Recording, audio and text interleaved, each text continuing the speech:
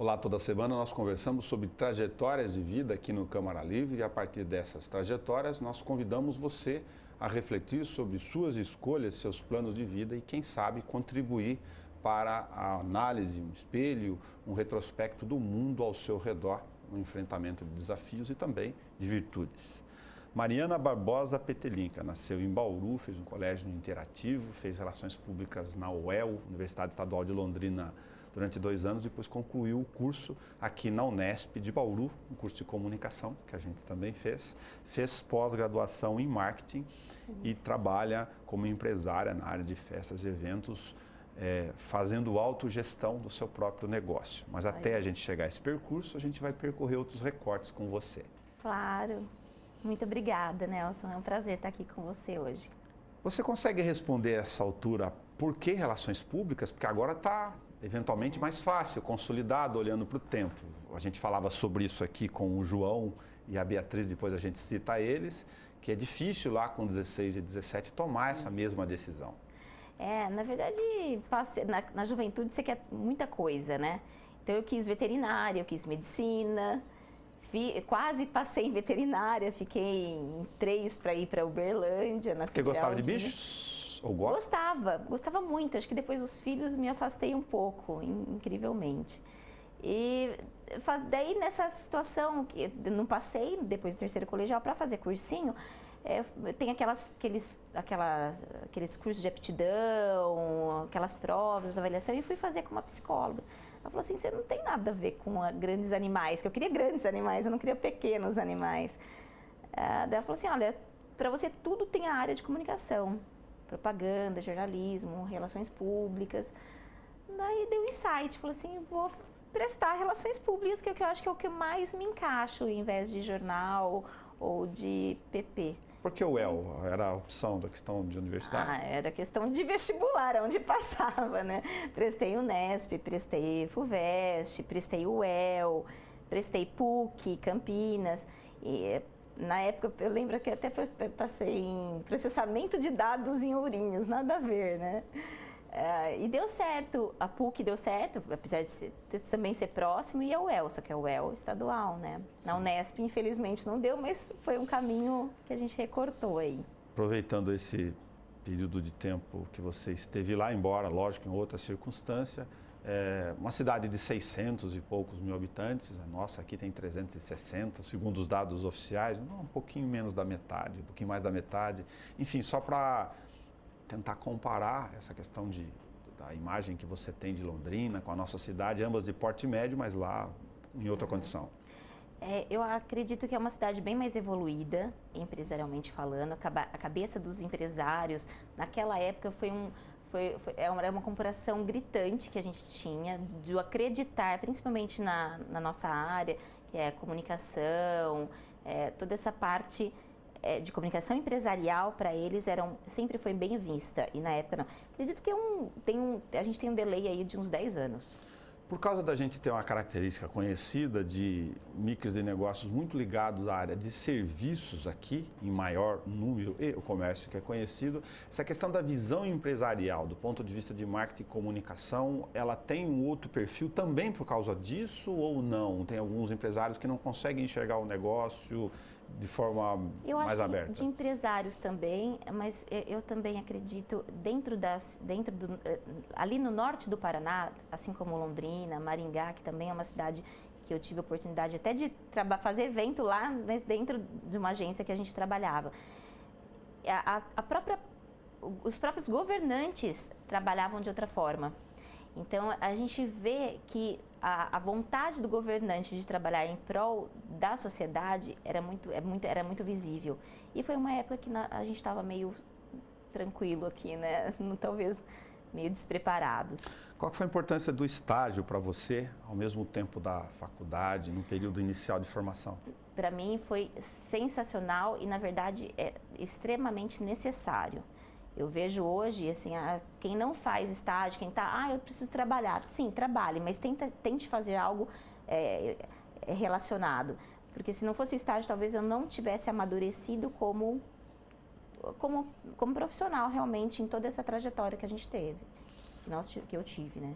Mariana, falando da questão do desenvolvimento da carreira, todas elas, cada um com as suas dificuldades, algumas carreiras são muito específicas, por exemplo, quem faz mecatrônica e aí já entra direto numa área ou presta um concurso público específico para a área, a nossa área, por exemplo, tem um outro tipo de característica.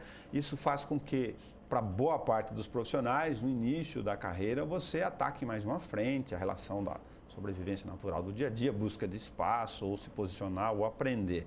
Estou falando isso porque você me conta que logo depois da UEL, aí concluiu o curso aqui em Bauru, na Unesp, você foi de salão de beleza até, quer dizer, passou por essa trajetória de luta. Sim, na verdade, eu sempre me vi como uma... a gente tem que fazer alguma coisa, né? Não consigo ficar parada, e até porque eu acho que está no sangue, nosso sangue, que eu digo, da minha irmã, de empreender, né? Seu é austríaco para falar do Petelincker aqui, só para citar. Do Petelincker, exatamente. Descendência. Exatamente. Então, tinha que fazer alguma coisa, e era um momento que eu estava com uma criança pequena, estava com o João Vitor bebê, né? Tinha acabado de... Estava voltando em Bauru, então não tinha mais muitas relações em Bauru. Saí do colégio e fiquei 2 anos afastada. Então, você tira um pouquinho o cordão estica, na verdade, ele só voltou. E nesse momento, vamos abrir um salão de beleza. Eu fui me especializar em estética corporal, minha irmã em estética facial. Abrimos um salão de beleza, onde hoje é um auge ali na Getúlio, onde hoje é a Multiflores. E a gente ficou com um salão durante 3 anos. Depois, junto com a minha irmã, 3 anos, e mais 2 anos em stand-by, mudando ainda de local. Porque eu acredito que a gente tem que fazer alguma coisa para dar certo, né? Claro, é uma área que eu gostava, sempre gostei, só que foi em paralelo. E teve um momento que a gente tem que escolher. Então, essa escolha, ou eu me dedicava a uma coisa ou outra. E eu me dediquei à minha profissão. Aí, só para fazer as citações aqui, você passou pela Tilibra, foi contratado, o Grupo Zilor, que é um grupo bastante significativo na área em que ele atua, usina de álcool, açúcar aqui perto, Sim, conhecido como o grupo que tem extensão em mais de um território, assim como a Tilibra, no mercado internacional.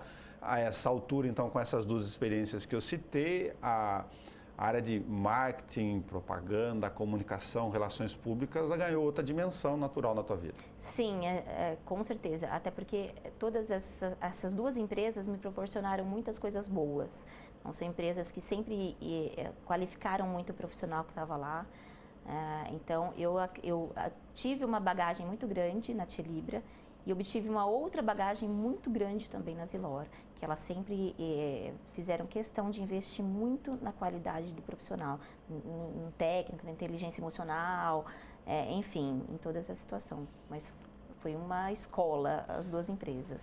Quando você tem, para o leigo, sempre pensando aqui na nossa troca de informação, uma discussão sobre comunicação, estratégia e investimento, numa empresa, não pelo porte, mas localizada, né, num determinado raio comercial, ou dependendo do perfil do dono ou do negócio, você tem uma dimensão dessa questão natural. E quando você olha um grupo com o mercado internacional, com a marca do tamanho da Tilibra, por exemplo, você já tem uma estrutura de comunicação desenvolvida com as questões de estratégias de negócios.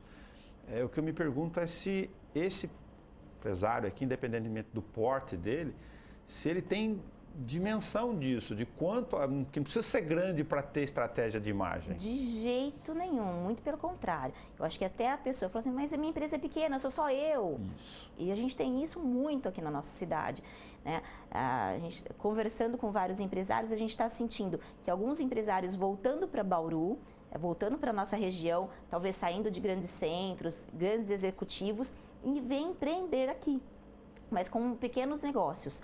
E essas pessoas que vieram de grandes instituições estão com esse pensamento, porém, alguns menores não. O que a gente tem que, eu acredito que a maioria dos empresários tem que entender que sem uma comunicação e um planejamento estratégico, a gente não chega a lugar nenhum. E é um erro é um erro mesmo, é um equívoco dessas pessoas pensarem que só tem, não, eu tô aqui para vender, eu preciso vender para ganhar, mas você tem que ter estratégia para isso. Então, um próprio evento de lançamento de coleção, um próprio evento para chamamento de novos clientes ou de propulsionar esses clientes antigos para novos. Então, são pequenas ferramentas que eles podem estar utilizando. Eu vou exagerar no meu comentário aqui do exemplo, e exatamente pelo exagero que eu trazer isso para essa dimensão que você está falando. A gente tem um programa aqui específico que chama Papo Digital, que discute só as comunicações e ferramentas do meio digital, né? E a gente tem um que fala sobre profissões e emprego, e eles falam, olha, tem muito empresário que acha que passou pelo WhatsApp, que ele tem uma rede grande, que está resolvido o problema de comunicação dele. Não. Que ele já anunciou, que ele já chegou até as pessoas. Não, é um erro. Ah, não, eu coloquei no grupo, coloquei no Facebook, coloquei no Instagram. É muito além disso, né? Se a gente vê um mix de coisas, mix de ferramentas, de estruturas que a gente pode estar trabalhando com todos os stakeholders nossos, enfim, é desafiador, eu diria. Eu falo para ser empresário na nossa região é desafiador. Então, esse desafio inclui, pelo teu exemplo, dessa experiência profissional, de ter que conversar também com o dono do negócio, muitas vezes, para conseguir explicar para ele essas estratégias, ou ele conseguir entender esse processo. Sim, às vezes antes do assim, trabalho em si. E é tão engraçado que algumas pessoas falam assim, você tem que convencê-lo. Eu falei, que engraçado, né? A gente tem que convencer. Não adianta você explicar o contexto. Tem que demonstrar para ele. Tem que mostrar o quão importante é aquilo, né? Às vezes, mas o que acontece? São ações pontuadas, são legais? São, mas elas devem ser contínuas e devem estar dentro de um planejamento maior. Porque aqui acontece, muitos dos empresários ou donos de empresa, enfim, né, de negócios, donos de pequenos negócios, acreditam e falam assim, nossa, mas eu fiz aquilo que você falou para eu fazer. Não deu certo. Eu falei assim, mas por que não deu certo? Eu fiz aquele... E qual que foi a continuação? Você deu continuidade? Não. Então. Mas por que será que não deu certo, né? A tua vida profissional, nesse nosso recorte aqui de pequenos trechos do livro, para já citá-lo, que a gente está fazendo isso com várias autoras que pertencem a essas histórias muito boas sobre histórias de vida, como a gente disse no meio, que para compartilhar, de mulheres que fazem acontecer, ela chega num determinado momento, você já tinha passado aquela angústia que a gente comentou aqui, das decisões, das inseguranças, pós-graduação em andamento, trabalhou em 2 grandes grupos, aprendeu bastante, como você disse, amadureceu, e aí a tua vida estava mais ou menos no trilho regular, uma grande desilusão, não vem o caso o mérito, e você teve que falar, opa, peraí, tenho que fazer um rompimento aqui dessa trajetória. Esse foi um momento muito difícil, porque... apesar de ser uma empresa muito boa, eu não estava me encontrando naquele momento. E eu tive que fazer essa decisão. Então, e essa decisão foi muito difícil, porque e agora? Primeiro que ela conta a tua vontade de fazer o que você já fazia, né? Exatamente. E o mais engraçado é que quando a gente estava na faculdade, todo mundo falou assim, você vai conversar com engenheiro, né? Unesp, tem engenharia, tem jornalista. Você é jornalista. Daí o jornalista às vezes fala assim pra você, né? O amigo ali, o colega. Você vai fazer festinha, né? Daí hoje eu falo pro jornalista, enfim, na verdade não é pro jornalista, mas eu falo pra todos, não vou fazer festinha, vou fazer festão. Só faço festão. E a ideia é essa, a gente renovar e inovar. Coisas que você sempre falou, que você nunca vou fazer festa. E hoje é meu ramo de atuação. Mas a gente faz festas estruturadas, eventos estruturados, né? E foi muito difícil essa mudança, porque eu pisei no chão de Bauru para ver qual a oportunidade que eu teria para a gente tá voltando aqui e para ter esse novo negócio. Foi um trabalho de formiguinha. Qual foi o start? Você olha, mapeia, ou remapeia de novo, observa, está procurando? Estava procurando várias situações. Na verdade, eu queria muito, sempre tive uma vontade muito grande de trabalhar com uma agência de comunicação que teria vários profissionais, jornalista, PP, marketing, RP, todos integrados, como se fosse uma comunicação integrada mesmo, sempre gostei muito dessa ideia, porém não via essa oportunidade em Bauru, o acreditar dos bauruenses nisso, nem na região. E fui ver que não tinha empresa de assessoria em eventos, tinha algumas cerimonialistas trabalhando, sendo que eu me incluo nesse rol de cerimonialistas, mas a gente é algo mais. Eu imagino que a gente tenha um planejamento maior, né? Porque a gente não trabalha só com festas de casamentos, 15 anos, aniversários. Sim, trabalhamos. Claro. Mas a gente trabalha com grandes inaugurações, grandes eventos que permeiam a nossa região também. Quando você fala disso, já falando da tua atividade profissional, desse ramo que já está bastante desenvolvido na sua trajetória, você tem um mix de ações ou obrigações que podem ir de A a Z, de comida, som, estrutura, roupa, luz, recepcionista, segurança, você estava citando aqui. Sim, é muita gente E a carteira envolvida. de serviço do lado? Você fez uma boa comparação com uma arquiteta, que precisa de um monte de profissionais em várias áreas. Eu falo que quando a gente vai vender o nosso serviço, você fala assim, a analogia, né? Porque o que você faz, né? Porque é tanta coisa. Você fala assim, bom, todo mundo já construiu. Ou se não construiu, acompanhou a construção do pai, da mãe, ou do vizinho. Então, o que acontece? Você contrata um arquiteto. E esse arquiteto vai contratar um engenheiro civil, um elétrico, um construtor, um pedreiro, um eletricista, um encanador, vai te indicar as lojas exatas para você comprar, vai te dar vários telefones, vários contatos. Então, esse o nosso trabalho. Isso. Então, a gente é uma pessoa só cuidando do seu evento todo. Mas aí, sem ser específico, mas já pegando um pouquinho da curiosidade, você tem que desenvolver ao longo do tempo a capacidade de saber, vou exagerar aqui, desde a luz específica com um determinado assunto, o som ou o local... Você acaba sendo meio técnico. Até o gelo para armazenamento. Porque quem que trabalha melhor com gelo? Porque qual que é o gelo que dura mais, né? Uma coisa assim absurda. A iluminação, não é só o fato da luz estar aqui conosco, mas é como ela foi colocada, quem colocou, se teve a capacidade de colocar exatamente, se teve capacidade de chegar no horário, se teve capacidade de sair no horário. Então, é algo maior. Então, sendo que o coordenador de eventos, segundo o leque aí, é uma das profissões mais estressantes do mundo, depois do bombeiro. Aí eu volto para uma questão que eu vi, enfim, no jornal impresso onde eu trabalho e aqui com convidados aqui ao longo do tempo. Ele falou, Nelson, a gente tem uma função Bauru, né, e uma trajetória natural de serviços bastante desenvolvida, Sim. mas uma carência de mão de obra. Não é que o cara não sabe fazer, ele tem um monte de coisa para resolver junto com esses profissionais. Falta qualificação, né, que a gente sente. Mas o que eu vejo ultimamente, a gente tem muitas pessoas graduadas e poucos técnicos. Então, você pode ter toda a sua graduação, mas você tem que ter seu lado técnico. Você tem que saber como funciona na sua área. Então você tem que exatamente saber o que liga, onde liga, se vai dar choque, se não vai. Estou falando da parte elétrica, por exemplo, né? Então, eu acho que é essa parte técnica que falta muito. Então, às vezes as pessoas, talvez por falta de amadurecimento mesmo, falam, não, eu vou ser graduado porque eu vou ganhar muito mais. Não, às vezes você sendo um técnico, você vai ser muito mais reconhecido e ter muito mais utilidade no seu meio. E com isso você vai gerar riqueza. Lhe faz sentido aí, como bauruense, empresária, a questão, por exemplo, da gente olhar, a gente tem um birô no Convention aqui, ele estava desativado, tem um plano que a gente está acompanhando, até pela nossa missão pública desta emissora aqui, natural, das questões de plano de turismo, desenvolvimento de negócios, ciência, tecnologia, inovação, enfim, legislação para isso, regulamentação. Para a gente falar nessa era de um monte de informação e necessidade de olhar os outros mercados e falar, poxa, mas a gente não desenvolvia isso? Pois era uma desilusão aquilo, né? Você fala assim, você tem uma ferramenta e não usa, como assim, né?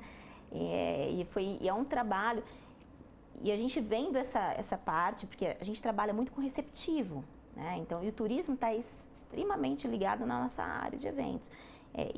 O que algumas cidades não conseguem entender, que o turismo traz muita riqueza. e traz mesmo. Ah, mas Bauru, turismo? Sim, nós Turismo temos de negócios turismo aqui. de negócios.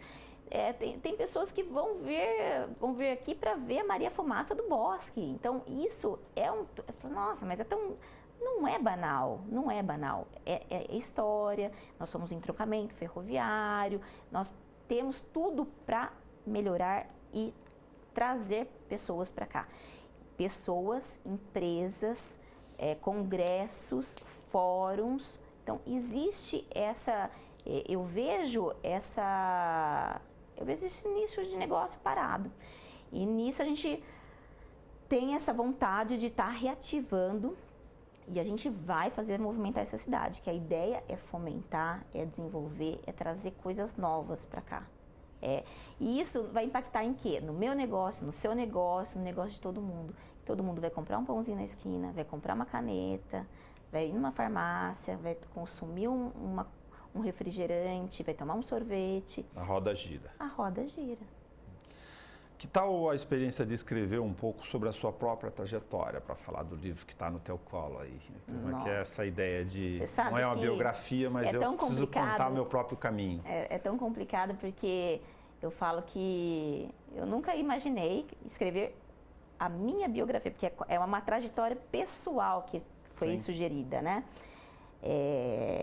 Que eu sempre quis escrever um livro e vou fazê-lo novamente, né? Porque aqui é um capítulo, mas da minha área, do meu negócio, que eu acho que é super legal, porque a gente tem capacidade para isso. Mas falar de você é que nem psicólogo, né? Que você vai, você encontra várias coisas no caminho, várias barreiras, você se descobre novamente. Você se arrepia, você se emociona, você chora, você ri. É emocionante. Eu diria que todo mundo... Tô até arrepiada, eu sou muito emotiva, enfim. Mas eu acho que todo mundo deveria fazê-lo. Porque é muito importante. É desbravador, eu acho que você descobre outras coisas que você não sabia que caminho você chegou. Você olha lá atrás e fala assim, nossa, mas eu era uma menina acuada. E hoje você vê e fala, caramba, não é que deu certo? Né? Não é que com vontade, enfim, né? Com vontade, fé, persistência, perseverança, resiliência, coragem. O que você diria para a Beatriz, para aproveitar, depois a gente cita o João, desse tipo de trajetória, porque você passou por ela? Minha mãe sempre fala coragem. E eu falo para meus 2 filhos, coragem. Porque para você viver hoje e sobreviver, você tem que ter coragem. E nunca se desvencilhar dos seus valores. Seus valores familiares, seus valores éticos. Que se você trilhar no caminho da transparência e dos seus valores, você vai chegar onde você quer. Seu pai Cirilo trabalhava com o quê? Ele trabalhava na CESP. Na CESP, funcionário. Pegou o período público, depois viu a CESP. E minha mãe funcionária pública. Funcionária pública. Minha mãe sempre quis que eu e minha irmã fosse fazer um concurso público. Isso.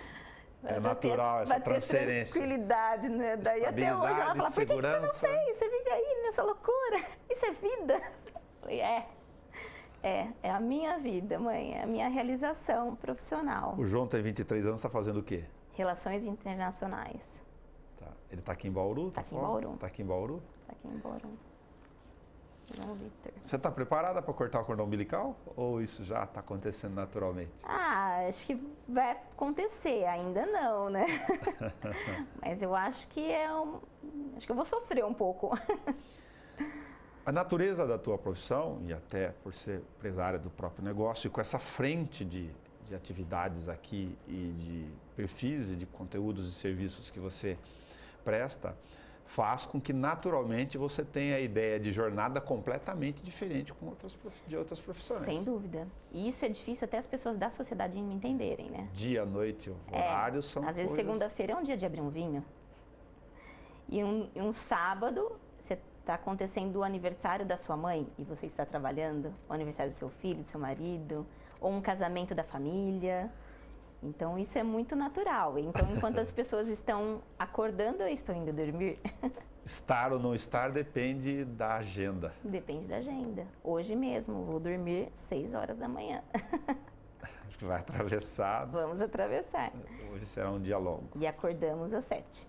Hoje. É? Você dorme pouco? Poderia dormir mais. Durmo. É. Durmo uma média de 6 horas. Acho pouco. Por causa disso, a outra resposta talvez já esteja encaixada, mas deixa você fazê-la. O que você gosta ou prefere fazer que te deixa mais Eu alegre, gosto muito de confiante, cozinhar. quando você não está nessa Eu jornada? gosto de cozinhar, gosto de cozinhar para minha família, gosto de receber amigos, gosto de conversar em casa. Acho que é mais gostoso. Você trabalhou um período lá atrás, voltando para um outro recorte, em comunicação interna. Numa grande empresa, um grande grupo, como a gente citou. É completamente diferente da questão da imagem para fora, lógico, pelo próprio nome. Sem dúvida. Algumas empresas de porte, elas têm isso bem organizado, né? Eu estou me perguntando aqui se isso na cabeça do empresário também está resolvido, de contratar profissionais para fazer planos de ações e rever as suas comunicações internas, como é que os fluxos, as coisas estão funcionando, imagens, convivências. Eu acredito que a comunicação interna, ela é mais desafiadora que a externa. Porque a externa te dá imagem fora, te dá talvez um retorno, talvez até significativo em dinheiro, né? Por exemplo, e o que está funcionando ou não tem resposta imediata. Tem resposta rápida. Internamente, é um erro que as pessoas não precisam. E não sabem que está acontecendo várias falhas internas. E falhas enormes. E são empresas, às vezes, com poucos funcionários, né? Então, a gente tem, mesmo com poucos funcionários, só para saber como funciona a minha comunicação. Mas eu converso, comunicar, né? O verbo comunicar. Eu converso com o meu chefe todo dia. Mas você conversa, talvez você não sabe como se comunica, né? Como funciona. Então, uma empresa com uma pessoa precisa de uma comunicação interna. Porque você tem que saber o fluxo da sua comunicação interna para você ter facilidade e sucesso na sua externa. Mariana, para você essa ideia de tempo, gestão do tempo entre mãe, empresária, profissional, trabalho, esposa, ela funciona numa dinâmica muito específica. Muito. Muito específica. Então, é uma loucura mesmo. E filha, né? Porque a dona Sônia, felizmente, ainda está entre nós. É uma loucura mesmo. Hoje pela manhã tive que administrar um conflito com meu filho, daí minha mãe me ligou, porque ele também ligou para minha mãe. E tem que organizar a agenda de hoje, como vai ser, que eu ia entrar hoje cedo em algum lugar, não vou mais, vou só às 2 horas da tarde, mas tem o almoço, daí você tem que pensar onde sua filha vai dormir, se vai ficar com seu marido, se vai ficar na sogra. É difícil. Mas a gente tem que se virar. Não tem jeito. Essa é uma vida da mulher moderna, né? Uma outra curiosidade é que você passou, como o nosso processo de comunicação aqui, para fazer uma breve comparação, do período da formação analógica com todos os instrumentos digitais que a gente está vendo na mão. Você é uma nativa da época analógica. Sim. Transpondo para outra. O meu TCC, né, trabalho de conclusão de curso da faculdade, foi a internet como ferramenta de marketing. E o meu caso foi a Tilibra. Na época, eu lembro até hoje, o único lugar que tinha internet na Tilibra era no departamento de informática. E era discada. E era uns PCzão, assim, enorme. E é tão legal, porque assim, eu fiz, não sou tão velha assim, né? Mas enfim, eu fiz datilografia, gente. Eu fiz digitação, olha que louco, que a tecnologia nos atropelou E mesmo. hoje a tecnologia, você está aqui, eu vou sair dessa entrevista e eu vou pegar o meu celular, eu vou fazer tudo pelo meu celular. Dá um dado, a hora que você sair dessa entrevista aqui, 10 minutos depois, ela vai entrar na grade da programação lá na frente, você já vai ter ela disponível. Aí, tá vendo? 10 minutos depois. 10 minutos, um tempo atrás, quanto um programa desse ia gerava um super delay, e vai fitas e fitas de gravação. Nossa! Eu acho que é meio louco até você começar a ver a tecnologia como mudou, né? Nossa, há 22 anos atrás, tinha um startup, um celularzão desse tamanho, com uma antena. Você guarda muita foto em papel? Gostaria. É? Não, ou eu só sou tudo super que você tira é saudosista. digital, não? Hoje, não, pelo tempo Tem mesmo. algo, eventualmente, dos filhos lá, do filho. Eu tenho do meu filho, da minha filha eu não tenho, você acredita? Nossa, é péssimo isso. Isso A pra mim Beatriz, é deixa uma... registrado para ela cobrar de você. Pode falar. Ela vai cobrar. Lógico, você tem fotos dela pequenininha, mas não o álbum em si físico. Não tenho. Isso é um erro. É um erro porque às vezes a gente administra tanto a vida dos outros, a vida que eu digo em eventos, em projetos, e às vezes a gente deixa um pouquinho de administrar a nossa. Entra depois de novo aqui para te perturbar no bom recorte da questão da gestão do tempo. Você cuida da imagem de terceiros o tempo inteiro, né? Então esse tempo todo está para lá e não um vetor para si. Exatamente. Eu não sou muito de olhar muito para mim. É. As coisas acontecem graças a Deus e também, eu falo sempre, graças a mim mesmo. Acontece muito naturalmente, porque eu nunca puxei muito para mim. Eu acho super legal, tem que acontecer, tem que fazer acontecer e isso vem naturalmente. Então é mais você mesmo, não sou eu. Tem algum lugar que se você não morasse aqui, você gostaria de morar? Sempre tive a ideia de voltar para Londrina, sabia? Porque foi uma cidade que me acolheu muito bem. Mas hoje eu gosto muito de Bauru, nossa. Só para as pessoas entenderem, para quem não conhece, o Londrina tem 80 e poucos anos, aliás é uma cidade bastante nova. A gente tem a ideia de um Paraná muito rural, que é rural, agrícola, mas Londrina é uma baita de uma cidade. Eu digo que é uma metrópole, né? Que tem muitas coisas. Eu gostaria Coladinho em Maringá ali. Meu sonho é que Bauru seja Londrina. Em todos os quesitos, em todos os aspectos, porque ela é um acolhedor de toda a região ali, do norte do Paraná, de São Paulo, enfim. Dizem que nós seremos a bola da vez, até porque a gente está aqui no chamado coração de São Paulo, cercado de hidrovia, ferrovias, aeroporto a desenvolver, enfim. É meu sonho, né? Eu quero muito ver essa Bauru brilhar, sabia? Posso estar sendo entusiasta, idealizadora, mas se você não sonha, você não chega. Sim. Então acho que tem que ter um objetivo.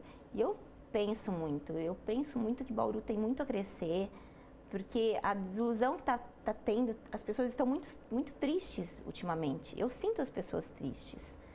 Tristes porque estão trabalhando, não estão tendo retorno, daí chegam em casa tristes e a família fica triste porque está todo mundo triste e não é isso, né? A gente tem que... Daí você fala assim, nossa, mas você está falando só em negócio, né? Que a gente vive num mundo capitalista. A gente depende de dinheiro para viver, ou melhor, hoje em dia, sobreviver. Sim. Né? E eu acredito muito que tem que melhorar essa cidade. A gente está com ânimo, injetando ânimo na cidade, com boas políticas, boas práticas, bons projetos. O que a gente tem que fazer agora é tirar isso aí do papel, o poder público trabalhar junto com o privado, que eu acho que sem isso não acontece, não funciona, e arregaçar a manga, porque sem trabalho não vai. Mariana Barbosa Petelinka, de ascendência ou descendência austríaca e Lacerda, depois coração sem limites aqui da cidade. Obrigado por você recortar conosco um pouco dessa trajetória que está aqui. Pois é. É isso aí. Eu que agradeço pela oportunidade de estar aí falando um pouquinho a respeito da minha trajetória. Muito obrigado. O livro Mulheres que Fazem Acontecer tem nas livrarias da cidade, com fácil acesso, mas se você quiser ter informações ou contato com a Mariana, é só digitar em rede social, porque fica fácil. Pode, com certeza. Só presta atenção no crédito com o Petelinka, que é com K. Com K. Entre em contato e estou aí para ajudar o que for necessário a todos. Muito obrigado. Nos nossos recortes de vida, toda semana a gente percorre trajetórias como a da Mariana, onde, entre outros aprendizados, por exemplo, essa ideia de romper com o luto das desilusões que a vida às vezes nos traz e de saber virar a mesa para renovar. Talvez essa seja uma das nossas missões que às vezes a gente não está preparado e precisa virar a mesa para seguir adiante. Até o nosso próximo encontro.